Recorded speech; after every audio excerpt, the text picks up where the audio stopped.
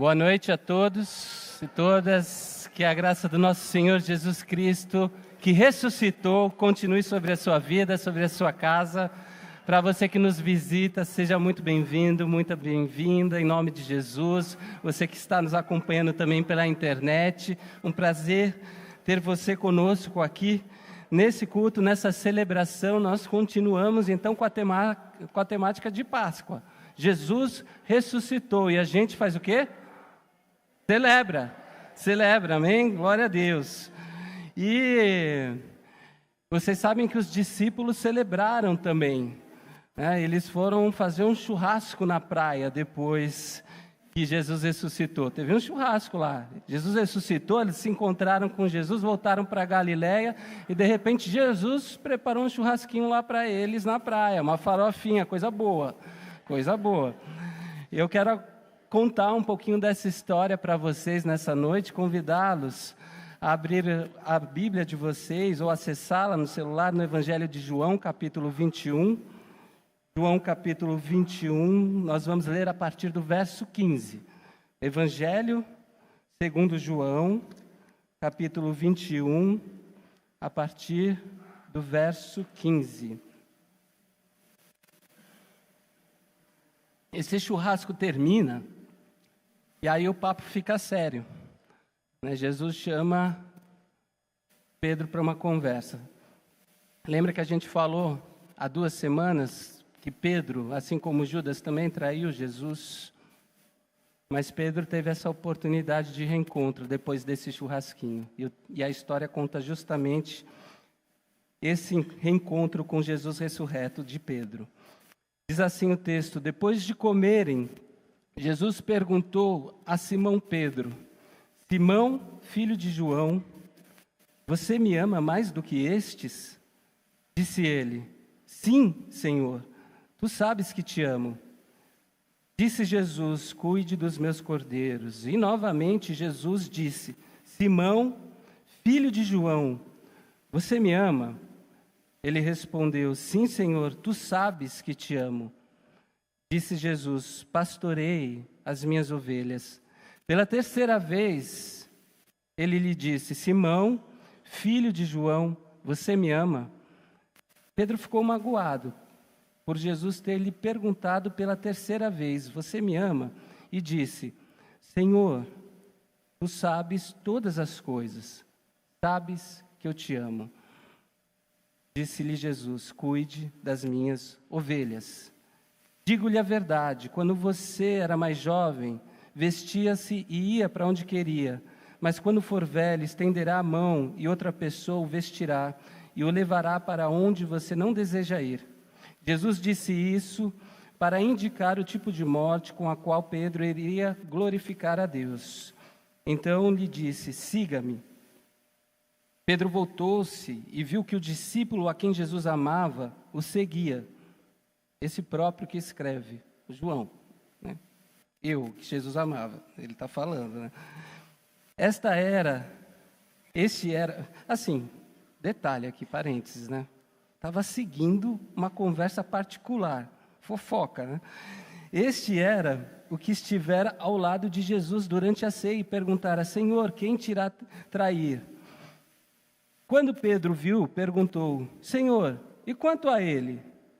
Respondeu Jesus: se eu quiser que ele permaneça vivo até que eu volte, o que lhe importa? Quanto a você, siga-me.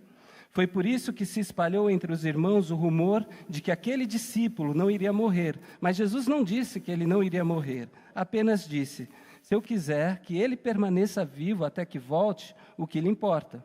Este é o discípulo que dá testemunho dessas coisas e que as registrou. Sabemos que o seu testemunho é verdadeiro. Jesus fez também muitas outras coisas. Se cada uma delas fosse escrita, penso que nem mesmo o mundo inteiro haveria espaço suficiente para os livros que seriam escritos. Vamos orar? Deus, nós te agradecemos por esse culto, por essa celebração, pelas ofertas que foram dadas aqui, mas sobretudo pelas ofertas de louvor que foram dadas a Ti, Deus. também pelas nossas crianças, que têm bocas para anunciar o evangelho da ressurreição, como fizeram aqui, Deus, com seus corpos, com as suas bocas e com a sua alegria. Nós te agradecemos pela sua palavra e te pedimos que ela caia como uma semente em solo fértil do nosso coração, para que cresça e dê muitos frutos para nosso bem, para a sua glória, para o bem de muitos, através da sua vida em nós. É no nome de Jesus que eu te peço e te agradeço. Amém. Amém. Então esse é o finalzinho do Evangelho segundo João, e ele registra esse encontro justamente de Jesus com os discípulos, que já haviam se encontrado com Jesus ressurreto, mas por um motivo muito misterioso, eles voltam para o lugar de onde vieram, onde se encontraram pela primeira vez com Jesus, para Galiléia, e retomam aquilo que eles sabiam fazer, que era justamente pescar. Foram para o mar, e para o mar da Galiléia, que era um grande lago, na verdade, e ali ficaram pescando durante a noite toda, mas não pegaram peixes, e Jesus então intervém de uma maneira miraculosa. O texto diz que eles se lembram do primeiro milagre que Jesus já havia feito, da pesca miraculosa, e não ousam perguntar se é Jesus, porque eles entenderam ali, mesmo de longe, que era Jesus. E eles foram então ao encontro de Jesus, e Jesus estava lá já, com um churrasquinho, acendendo a fogueira e assando peixes para conversar com eles. E Jesus, então, aparece novamente a esses discípulos que estão de volta àquele lugar de onde eles haviam saído. E aí chega um momento da história que eu li, e eu fiquei pensando nesse encontro de Pedro com Jesus, que é uma espécie de equivalente àqueles encontros extremamente desagradáveis, que a gente não quer ter, mas que a gente sabe que precisa ter com pessoas, com amigos, com amigas, familiares, às vezes, que a gente conhece e que a gente sabe que em algum momento essa pessoa errou com a gente, ou a gente errou com essa pessoa, e a gente sabe que sai desse momento de erro com a ideia assim, eu vou precisar falar com essa pessoa em algum momento, mas às vezes a gente é surpreendido por essa ocasião, como acontece aqui com Pedro, sabe quando você sai pensando, eu vou precisar conversar com essa pessoa, a gente vai ter que conversar amanhã. Eu já tive momentos mais maduros de amizade, onde discutindo com um amigo, com quem eu já havia discutido algumas vezes, a gente parar de se falar e sair e falar assim, na hora de dar tchau, a gente brigou aqui, mas a gente vai conversar amanhã, tá certo? Mas não foi o caso de Pedro, alguma coisa ficou desajustada desde o último olhar que ele teve para Jesus, e essa conversa com Jesus e com Pedro era uma conversa que precisava acontecer. O encontro anterior com Pedro, só para a gente se lembrar, quem não estava aqui há 2 semanas, antes da crucificação, não tinha sido muito legal. Lembra que era o encontro que Pedro teve somente com o olhar de Jesus, olhando Jesus sendo julgado de longe, no sinédrio, na casa ali do sumo sacerdote, e é aquele momento em que Pedro nega Jesus 3 vezes antes do galo cantar. Então imagine a cena. Pedro é um dos melhores amigos de Jesus, além de discípulo, ele está ali entre os top 3, está no top 3 ali de Jesus. Foi aquele discípulo que disse para Jesus, inclusive, olha, eu te amo mais do que todo mundo aqui, porque mesmo que você esteja dizendo que todo mundo vai te abandonar, eu não vou te abandonar, mesmo que todos te abandonem. Sabe aquela pessoa precipitada, que canta de galo, aquela pessoa que vai falando aos 4 ventos, e às vezes tem pessoas que falam demais e não fazem nada mesmo, mas eu não sei se era o caso de Pedro, porque o Pedro disse que ia até o fim, e quando ele se toca, justamente daquilo que ele fez, negar Jesus, e do jeito que Jesus disse que ele negaria, ele cai em uma profunda tristeza, né? E Jesus disse a Pedro: Pedro, não vai ser assim, não adianta você ficar cantando, não vai ser assim.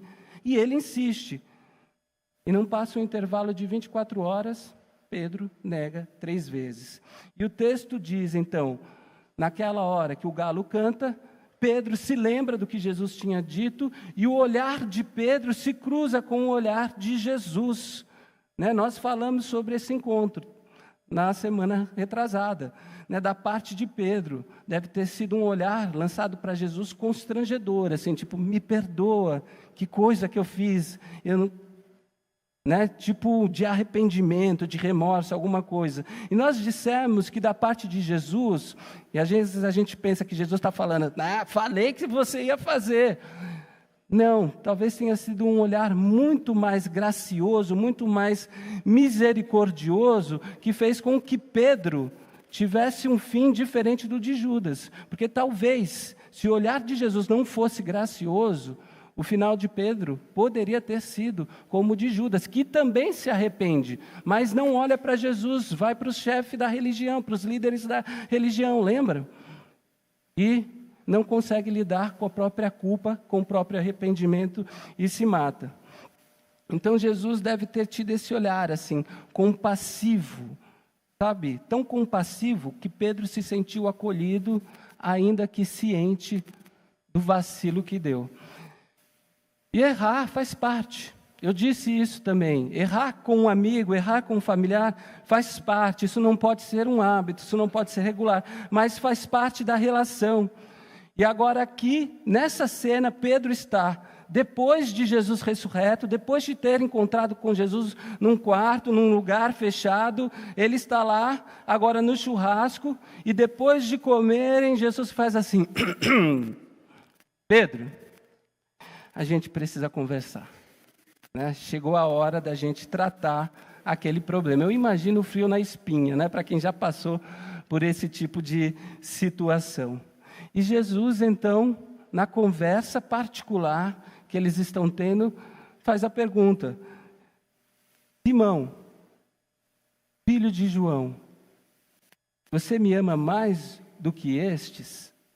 E eu acho interessante, mais do que estes. Parece que Jesus está voltando lá, né? Parece que Jesus está perguntando: você disse que amava mais, mas você mostrou que não amava mais.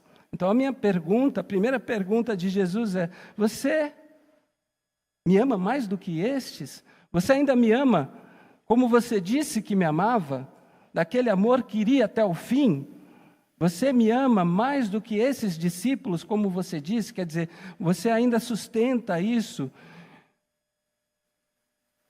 Essa é um detalhe.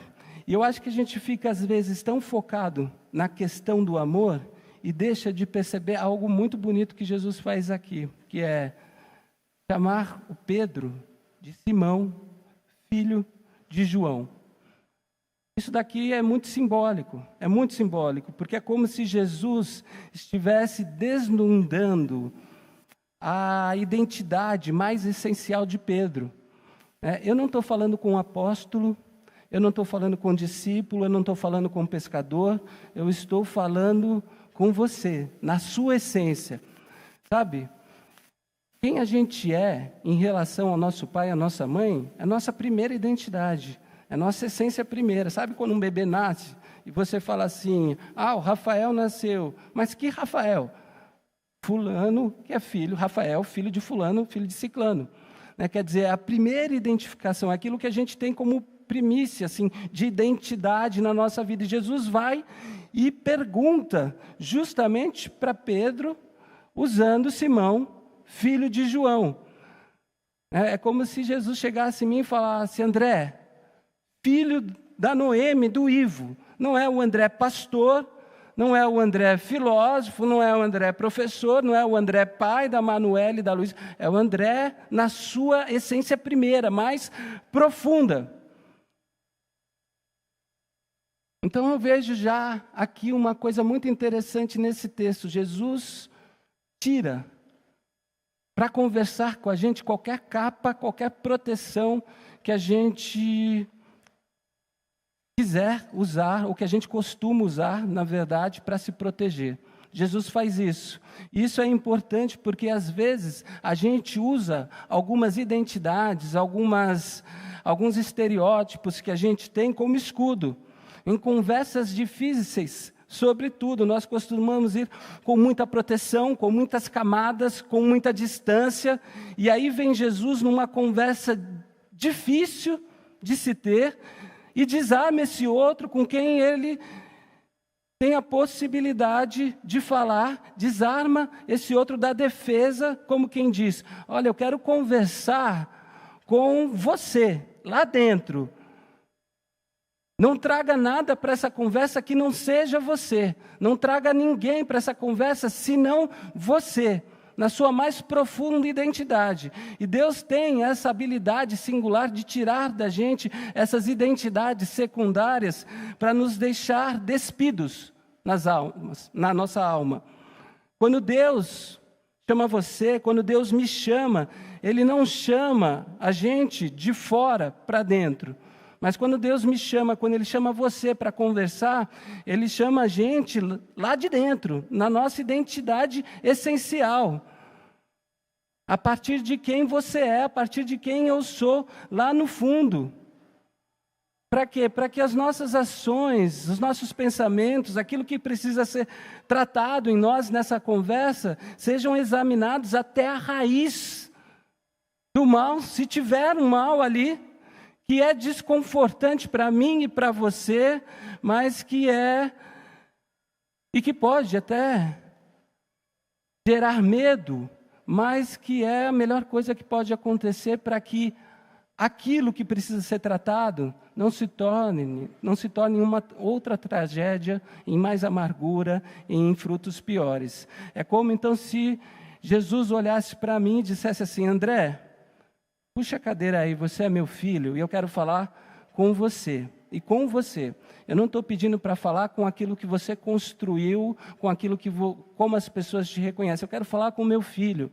Eu quero conversar com essa pessoa que está aí dentro, tentando se proteger porque vacilou, tentando se proteger porque sabe que tem algo para tratar, mas eu quero, e aí? Onde a sua alma ela se encontra sem essas coberturas. E vamos combinar que ficar nu desse jeito é muito desconfortável. É muito desconfortável. Por isso que a gente, às vezes, para conversar com Deus, começa a se cobrir, não é?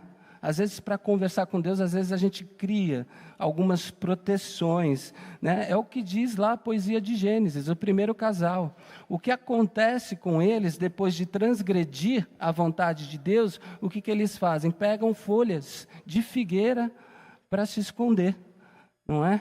E obviamente que é um texto aqui muito mais simbólico, porque a gente está falando de um casal que andava nu, e era um casal, gente, fazia tudo que um casal nu faz. Não é a questão de, o sexo só aconteceu depois da transgressão. Não, já tinha. O que acontece depois da transgressão é a deformidade da relação sexual. Mas ali já tinha. Então, eles não tinham que se proteger. O que o texto está falando é que eles estão encontrando algum jeito de proteger a sua alma de Deus, de não ficar tão nu, porque a deformidade da alma, ela é muito mais evidenciada do que a nossa deformidade física, quando a gente fica nu, né? Então, obviamente que não era uma nudez anatômica lá em Gênesis, né? E a gente também não está falando aqui de uma nudez anatômica, nós estamos falando de uma nudez da alma. E a boa notícia que a gente tem, que quando Jesus vai até a gente, procurando essa conversa, onde a gente não tem mais onde se proteger, com o que se proteger, é que é a melhor coisa que pode acontecer na nossa vida. São conversas necessárias.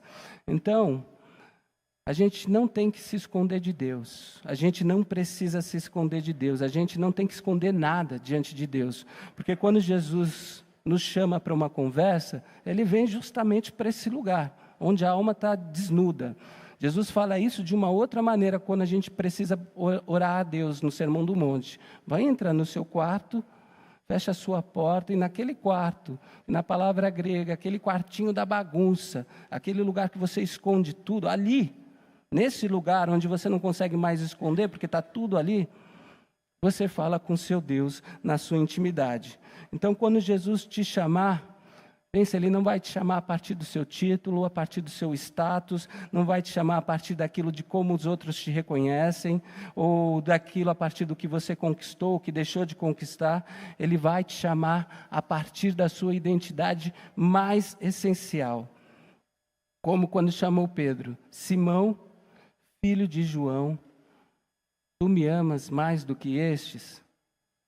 E aí eu fiquei pensando assim, como é que a gente responde uma pergunta assim para Jesus, que já nos conhece na intimidade? Como responder uma pergunta dessa depois de ter dado um brado de valentia e ter vacilado em cheio naquilo que bradou, como Pedro fez? Sabe quando você ama uma pessoa, mas você erra com ela, e você fica calculando o tempo em que você vai conversar com ela sobre o erro? Porque não adianta, às vezes, fazer logo em seguida, porque a resposta que você vai ter é uma invertida, né? É tipo, se me amasse, não fazia o que fez. Já ouviram isso? Ou já disseram isso? Se você me amasse desse jeito, não teria feito. Está vendo? Está vendo?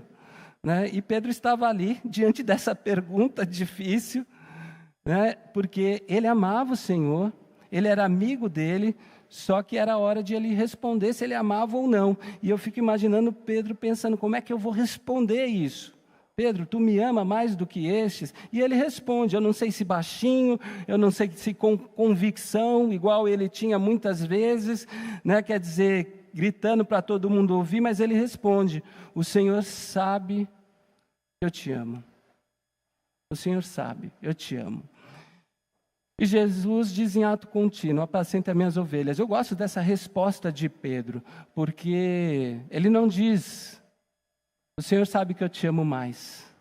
Parece que cai uma ficha do amor falho dele. O Senhor sabe que eu te amo. Quer dizer, eu sei agora, pela minha experiência, que eu não consigo comparar o meu amor por você com o amor do outro por você. Ele sai da comparação. Isso é extremamente interessante, eu não comparo mais. A única coisa que eu sei, do fundo da minha alma, é que eu te amo. E Jesus, em ato contínuo, diz então, cuida do meu rebanho, cuida do meu povo. E eu acho lindo isso de Jesus, porque Jesus não desqualifica. Jesus não disse, mas você me traiu. Você disse que me ama, mas você disse que me amava mais. Jesus não tem essa reação. Jesus diz, então, cuida das minhas ovelhas. Quer dizer, Jesus devolve o amor dizendo, então faça aquilo que você foi chamado para fazer, mesmo depois de ter vacilado feio. Pedro poderia ter ido, sabe, para o banco da disciplina. Tá, Pedro, você me ama? Amo. Tá, mas você me traiu, então vai lá sentar. Não é o momento de você tocar, não é o momento de você dar seu testemunho, não é o momento de você... Não, vai para o banquinho lá, fica lá, daqui uns 2, 3 meses, quando a poeira baixar, quando você refletir bem naquilo que você fez, você volta a falar comigo. Não. É extremamente assim, ato contínuo. Então, cuida das minhas ovelhas. Jesus ouve a declaração de um homem falho, um homem que tinha vacilado com ele, mas que diz, eu te amo. E diz, então cuida do meu povo. Parece que Jesus tem uma preocupação aqui, que não é ter o seu ego, né, repleto pelo amor de Pedro, ou pela declaração desse amor, mas Jesus está preocupado em fazer Pedro ouvir o que o próprio Pedro tem a dizer sobre esse amor. Se Pedro o ama ou não, Jesus já sabe. Jesus já sabe, conhece o interior. Jesus já tem a resposta, mas Jesus trabalha para fazer Pedro ouvir aquilo que o próprio Pedro, está carregando no seu interior. Você já passou por essa experiência? Sabe, quando a gente ora a Deus, a gente não ora a Deus para deixar Deus ciente das coisas. Às vezes eu vejo as pessoas falando assim, né? Eu nem vou mais orar para Deus, porque Ele já sabe o que está acontecendo. E é verdade, Deus sabe. Então a gente não ora para Deus para deixar Ele ciente das coisas. A gente ora para Deus porque as nossas orações são possibilidades da gente se ouvir também.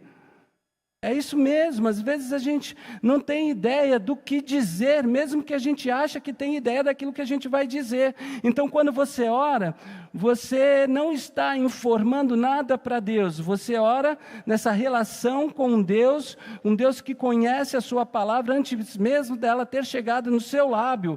Você, na verdade, está dando a possibilidade de você mesmo escutar o que está aqui dentro de você, que às vezes está tão bagunçado, que às vezes está tão escondido, que você não sabe como dizer, que você não sabe como está, e você não sabe nem como, o que está aqui dentro.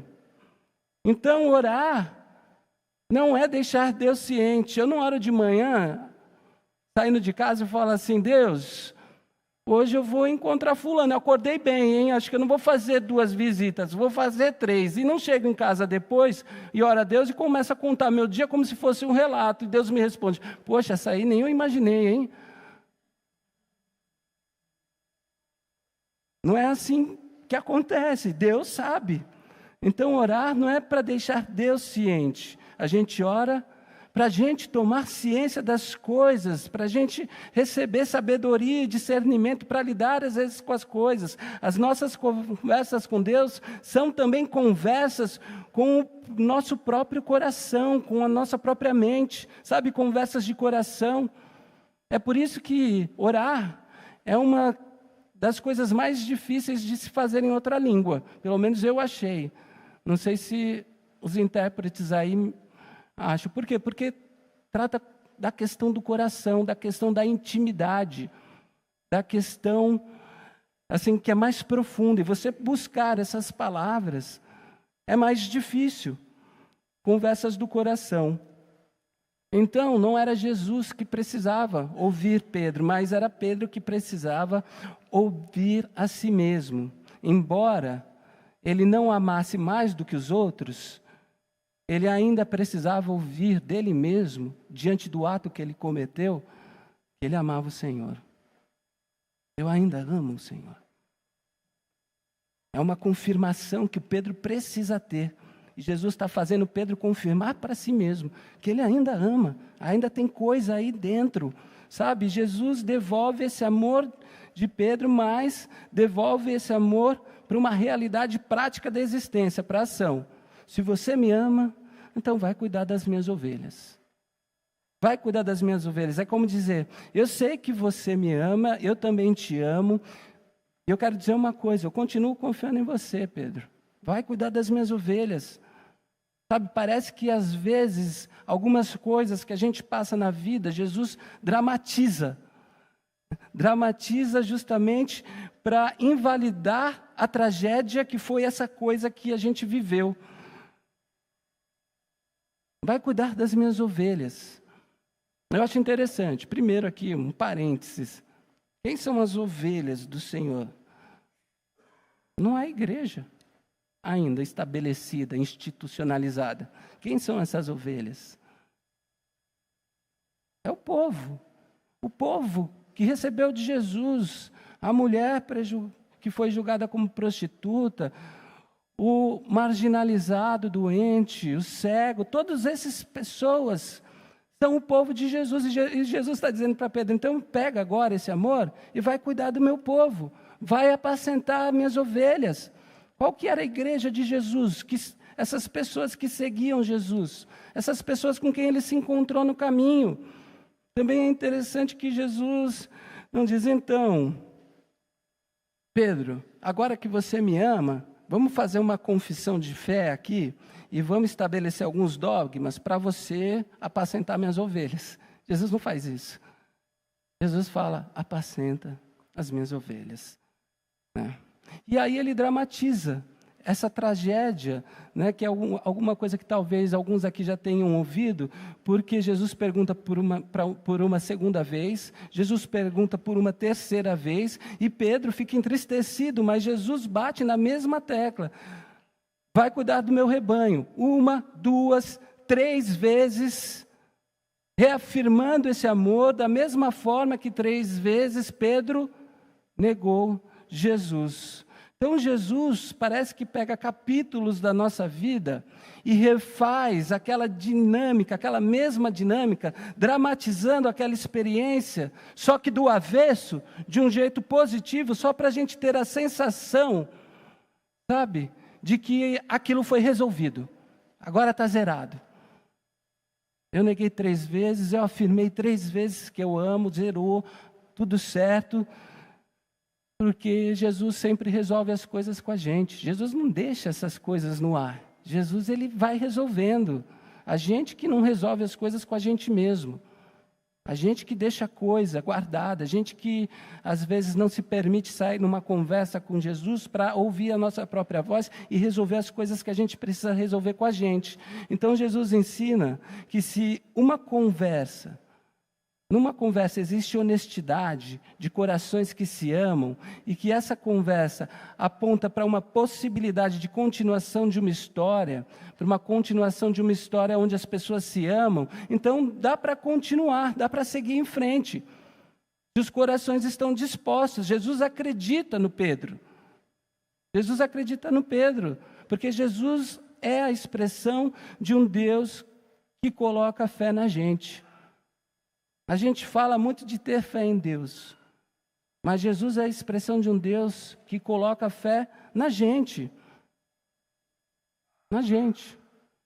Se você pensar em como Jesus começou essa caminhada com os discípulos, lá na Galileia, esses discípulos que eram adolescentes, que eram rejeitados, quer dizer, eles não pertenciam mais aos célebres da escola rabínica, porque os rabis chamavam os melhores, e os que não eram escolhidos eram tidos como os piores, e iam justamente fazer ou continuar a profissão da família, do pai, etc. E Jesus chega para esses meninos, que são adolescentes, que foram rejeitados, que não são os melhores, e já falaram isso para eles, e eles dizem assim, olha, ninguém viu valor em vocês, mas eu vi, sigam-me. É assim que Jesus começa a ver valor, a falar, eu acredito em vocês, ninguém acreditou em vocês, mas eu acredito que vocês podem ser bons discípulos. Embora a sociedade está dizendo que não, eu acredito que sim. Jesus é a expressão desse Deus que tem fé na gente. E eu acho lindo isso.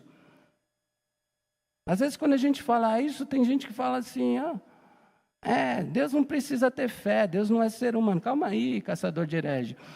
A gente está falando de outra coisa, que lógico que a fé não é do mesmo jeito. Eu sei que nós que temos que ter fé em Deus, mas é bonito pensar que Deus acredita na gente, que Deus dá crédito à nossa palavra. É bonito pensar que Deus tem fé na gente, não uma fé da mesma natureza que a gente tem em Deus, mas de pensar que Deus acredita, que nós podemos participar do que Ele faz, porque Ele acredita na gente, mesmo a gente sendo falho como a gente é. Jesus acredita no Pedro. Olha, Jesus não organizou uma comunidade de discípulos e discípulas, porque ele não conseguiria cumprir a sua missão. Não, ele resolveu fazer essa missão acontecer a partir da gente, de gente como a gente que erra, gente que dá trabalho, gente que é falho, gente que trai, e gente que precisa ser chamada para uma conversa no canto, às vezes, para reparar aquilo que foi feito. E está aqui Jesus dizendo para Pedro, vamos zerar? Foi esquisito o que aconteceu lá atrás, né? Foi estranho pra caramba. Depois a gente passar 3 anos aí conversando e você dedicando a sua vida, foi estranho, mas você me ama, não me ama? Você me ama? Você me ama? Então esquece aquele negócio lá de traição. Eu continuo acreditando que você pode cuidar do meu povo. Então vá, siga a sua vida e cuida do meu povo. É lógico que essa aqui é uma conversa com Jesus, né? Nós, meros mortais, temos mais dificuldade para isso. Às vezes, uma traição, às vezes, uma falha, não pode reparar uma relação como ela era antes, tá? Para nós seres humanos, e é totalmente legítimo e totalmente normal. Mas com Jesus, não dá para eu falar, esse daí nem Jesus aceita, esse daí nem Jesus perdoa, esse daí, não importa. Você me ama, então vai lá e continua o que você tem que fazer. Está aqui Jesus acreditando no Pedro. E às vezes eu acho que a gente precisa ouvir essa fala que o Pedro ouviu no coração. Você me ama? Eu sei que você errou, eu sei que você vacilou. Eu sei que talvez isso tenha mudado relações por conta do seu erro, porque às vezes acontece, às vezes a gente consegue reparar, às vezes não. Mas eu quero dizer uma coisa: se você me ama, eu confio em você. Vamos continuar? Vamos continuar, vamos avançar. E aí essa conversa se arruma, né? Parece que zerou. Pedro vai ser um grande apóstolo das igrejas, da igreja, participar dessa igreja seminal, essa igreja que vai começar a surgir, né? Tem até o Papa, que é tipo uma extensão do ministério de Pedro. Enfim, ele é essa pessoa reconhecida na tradição. Mas por quê? A gente dá trabalho, discípulo e discípula dá trabalho. O texto diz que ele vira e ele vê quem ouvindo a conversa. O texto fala seguindo a conversa, né? Como um curioso. Mas, na verdade, o termo aqui, para a gente usar, sinceramente, seria fofoqueiro, né? O João está ouvindo a conversa particular de Jesus e de Pedro. E o Pedro olha para trás e vê que o João está lá, seguindo o grande amigo de Jesus, e ele diz: e esse cara aí? O que vai acontecer com ele? É engraçado, né? Como depois de uma experiência tão maravilhosa, o velho homem, a velha humanidade, né, a velha mulher, aparece de novo, né, renasce. E ele, Jesus? E Jesus responde: e ele o quê? Você é você. Deixa ele lá. Quando eu tiver que conversar com ele, eu vou conversar com ele. Agora o papo é reto aqui com você. Eu não te chamei? Eu estou conversando com você. A minha história com ele, a minha história com ele. A minha história com você, Pedro, é a minha história com você. Então você me segue. É isso que eu estou dizendo. Se eu quiser que ele fique vivo, é comigo. A minha história com ele é uma, a minha história com João é outra. Vamos parar de comparação. Você já comparou amor e não deu certo, né? Já se colocou maior aí, com amor maior, e também provou que não tem. Então vamos parar. E eu acho que esse é o arremate do texto de Jesus. Jesus trata cada pessoa na sua particularidade. Jesus trata cada um e cada uma na privacidade do seu coração. É como se Jesus estivesse dizendo: Pedro, eu trato com ele na privacidade do coração dele. E eu trato com você na privacidade do seu coração. É assim que eu ajo. Eu trato com cada um, com cada uma, na privacidade do seu coração. E eu acho interessantíssimo isso. Porque a comunidade de fé, né? Por exemplo, nesse momento que a gente está aqui, todo mundo praticamente fazendo a mesma coisa, ouvindo o sermão, mas ouvindo o sermão no coração de jeitos diferentes. Não é? Às vezes eu sou surpreendido conversando com pessoas que falam: pastor, a pregação de domingo falou assim ao meu coração, e de repente outra pessoa falou da mesma pregação, mas que falou de um outro jeito e foi uma outra mensagem. Porque Jesus fala na particularidade do coração de cada pessoa. A conversa com Pedro é uma conversa, a conversa com João é outra conversa, a conversa com a Renata é outra conversa, a conversa comigo é outra, a conversa com você é outra. É outra. E aí, quando a gente pensa num corpo de comunidade, a gente pode até ampliar isso. Porque quando a gente pensa que nós somos uma PIB, Igreja Batista, estabelecida num bairro específico, a gente não precisa ficar se comparando com outras igrejas, sabe? O que eu estou fazendo aqui, na Cachoeirinha, para esse bairro, é diferente do que eu estou fazendo lá na Canaã, do que eu estou fazendo lá na Ibabe, do que eu estou fazendo lá na Lapa. É diferente. É diferente. Não adianta vocês ficarem comparando. Porque existem comparações que são boas, onde a gente aprende coisas, mas existem comparações que são extremamente ruins, que vão fazendo com que a gente perca a nossa identidade e o motivo da gente estar onde a gente está. Não é? Então Jesus vai trabalhando na particularidade da comunidade, na particularidade do indivíduo, da pessoa, e isso também é uma lição que o texto nos ensina. Então, é isso, assim, nessa noite eu queria lembrar você que Deus, como nosso amigo, Ele nos chama para conversas desagradáveis aos nossos olhos, mas de onde a gente precisa parar de se proteger. Então, quando Ele te chamar para conversar, faz igual o profeta, o último juiz, sacerdote fez, lembra? Daquele pequenininho, Samuel, como ele foi instruído a responder? Como? Fala, Senhor, que teu servo ouve. Fala, Senhor, que teu servo ouve. Faça como Samuel, quando tiver a sensação na alma, sabe, de que Deus está falando com você, abre o seu coração para ouvir Deus. E lembre-se de uma coisa, diante de Deus, nós vamos com a nossa identidade essencial. Não adianta se proteger, não adianta criar camadas, não adianta fazer discursos, não. Ele te chama pelo nome e diz, senta aí, senta aí. Senta aí que a gente vai conversar, porque diante de Deus, a gente só aparece de alma desnuda. Isso pode parecer, sabe, assim, assustador. Parece que a gente precisa ficar com medo, porque Ele vai tocar em coisas profundas, mas é libertador. É libertador, porque Deus está pronto para esse tipo de conversa.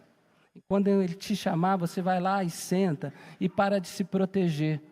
Diz o que você é, diz o que você fez e vamos tentar achar um caminho para Ele falar assim, retoma a vida. Quando Ele te perguntar se você o ama, não é porque Ele precisa saber disso. É porque às vezes a gente precisa saber. Às vezes a gente vem aqui com a ideia do louvor, não é? Para cantar para Deus. Mas às vezes são afirmações que nós precisamos fazer para o nosso coração. Nós ainda amamos a Deus. Alguma coisa às vezes se perdeu no caminho e de repente uma música leva a gente a esse encontro onde eu retomo a consciência e a lembrança de que sim, eu amo a Deus porque Ele me ama. Eu tinha esquecido disso. Então, se Ele perguntar, você me ama? Tenha coragem de dizer, eu amo. Amo desse jeito que o Senhor conhece. Um amor pequeno, mas é amor. Um amor falho, mas é amor. Um amor que erra, mas é amor.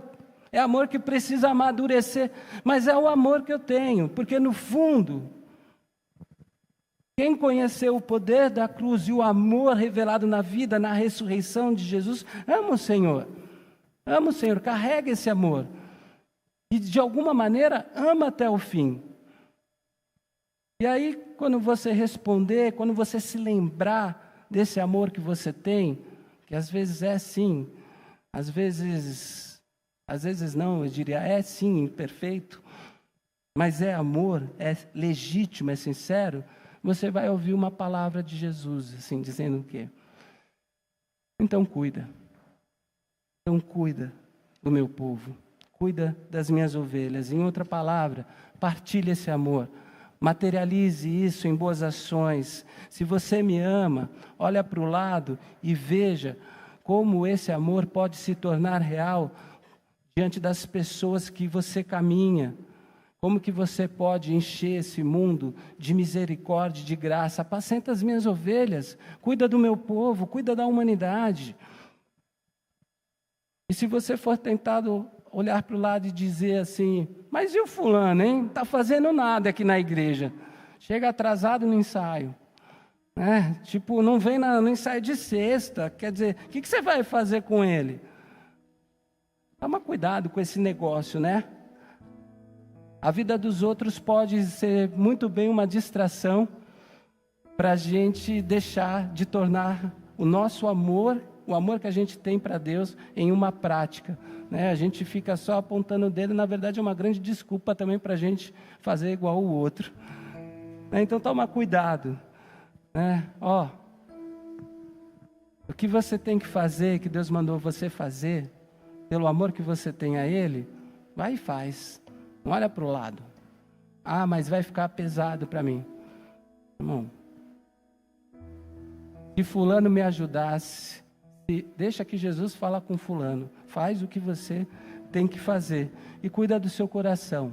Não cuida do coração dos seus irmãos e das suas irmãs, não. Tá? Deixa que Jesus cuida e conversa com eles. Porque Ele cuida de um jeito do coração das pessoas que precisam ser cuidadas.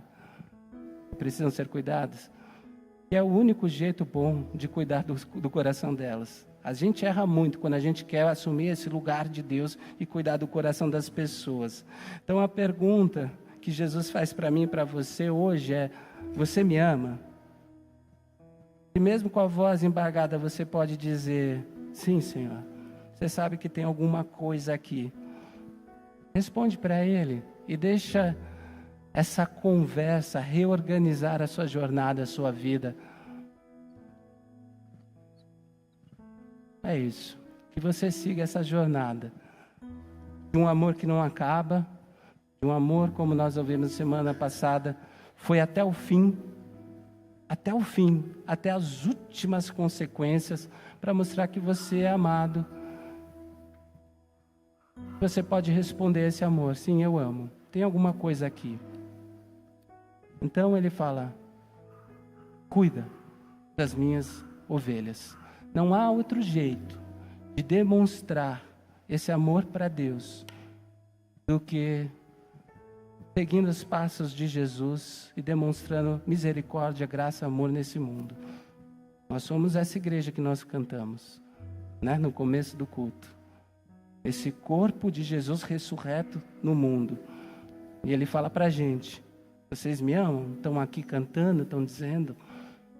Nem precisa comparar com o que outras igrejas estão fazendo. Só vão. Só vai, igreja da Cachoeirinha, e cuida das minhas ovelhas, apacenta o meu rebanho, cuida do meu povo, daqueles necessitados, daqueles que estão precisando. Desenvolvam planos. Eu vou estar com vocês. Aí Ele, mudando de evangelho lá, de Mateus, Ele fala todos os dias. Amém? Mas a gente precisa aprender a viver nesse amor.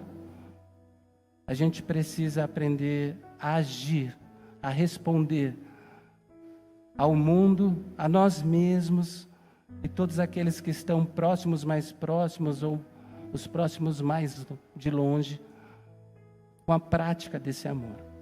Cuida das minhas ovelhas, cuida do meu povo, cuida do ser humano que aparecer na sua frente, cuida dele. É assim que você demonstra e continua me amando. Eu sei que tem amor aí. Você só precisa estender o braço e fazer o que tem que fazer. Amém? Deus nos abençoe.